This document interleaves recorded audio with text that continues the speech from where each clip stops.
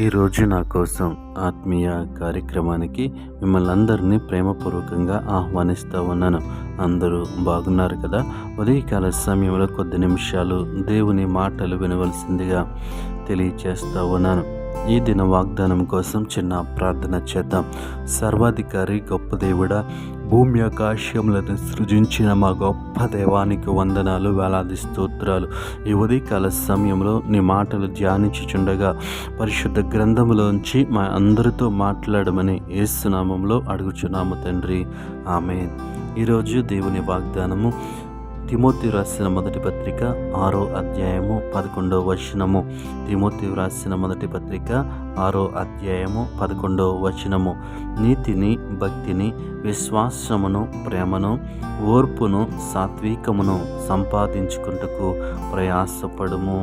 ఈ వాక్య భాగాన్ని మనం గమనించినట్లయితే అపోస్తులైనటువంటి పౌలు ప్రయాసపడమని చెప్తా ఉన్నాడు. దేనికోసం ప్రయాసపడమంటున్నాడు? నీతిని, భక్తిని, విశ్వాసమును, ప్రేమను, ఓర్పును, సాత్వికమును సంపాదించుటకు ప్రయాసపడము. ఈ లోకములో జీవించటానికి అవసరమైనటువంటి వాటి కోసము ప్రయాసపడమని అపోస్తులైనటువంటి పౌలు తెలియచేస్తూ ఉన్నాడు. అయితే నీతిని, భక్తిని మనం ఏమి కలిగి ఉండాలి అంటే, క్రీస్తు నెరిగినటువంటి మనము, రక్షణ పొందినటువంటి మనము నీతి కలిగి ఉండాలి, భక్తి కలిగి ఉండాలి, విశ్వాసమును, ప్రేమను, ఓర్పును, సాత్వికమును, అంటే ఈ లోకమునకు వేరే జీవించటానికి కావలసినటువంటి లక్షణాల గురించి అపోస్తుడైనటువంటి పౌలు ప్రయాసపడమని చెబుతూ ఉన్నాడు.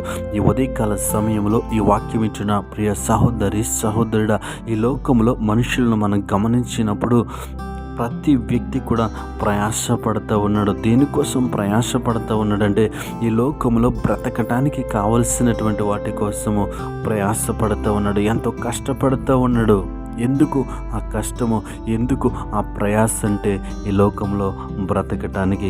కానీ అపోస్తుడైన పౌలు అంటున్నాడు, మనం వీటి కోసము ప్రయాసపడాలి. అంటే మన భక్తిని కాపాడుకోవటం కోసము, నీతిగా బ్రతకటం కోసము, ప్రేమతో బ్రతకటం కోసము, ఓర్పుతో బ్రతకటం కోసము, సాత్వికము కలిగి ఉండటం కోసము ప్రయాసపడమని చెప్తా ఉన్నాడు.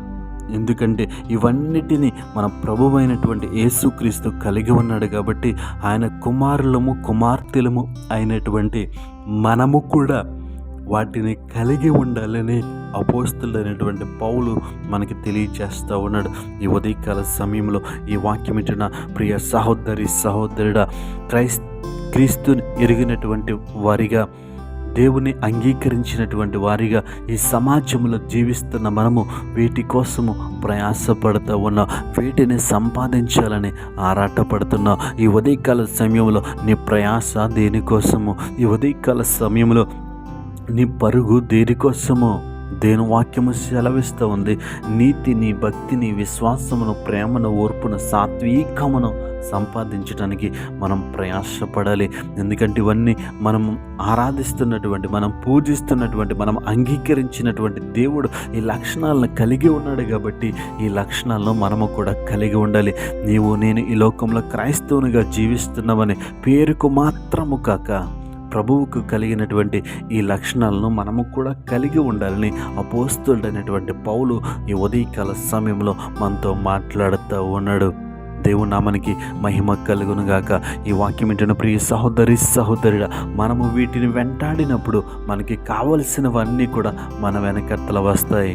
కాబట్టి ఈ వాక్యమును జ్ఞాపకం చేసుకుని మనము దేనికోసం ప్రయాసపడుతూ ఉన్నాము, దేనికోసము ప్రయాసపడాలి అని ఒక్కసారి ఆలోచన చేసి వాక్యానుసారమైన జీవితము కలిగి ఉండటానికి ప్రయాసపడేవారిగా దేవుడు మనకి కృప చూపునుగాక. పరిశుద్ధ భూమి ఆకాశములను సృజించిన మా గొప్ప దేవ, ఈ ఉదయకాల సమయంలో దేనికోసం ప్రయాసపడాలో మాతో మాట్లాడ. అవును ప్రభువా, ఈ లోకంలో మేము జీవిస్తున్నప్పుడు నీకు కలిగినటువంటి లక్షణాలను కలిగి జీవించడానికి నీ కృప చూపించమని యేసు నామములో అడుగుచున్నాము తండ్రి, ఆమేన్.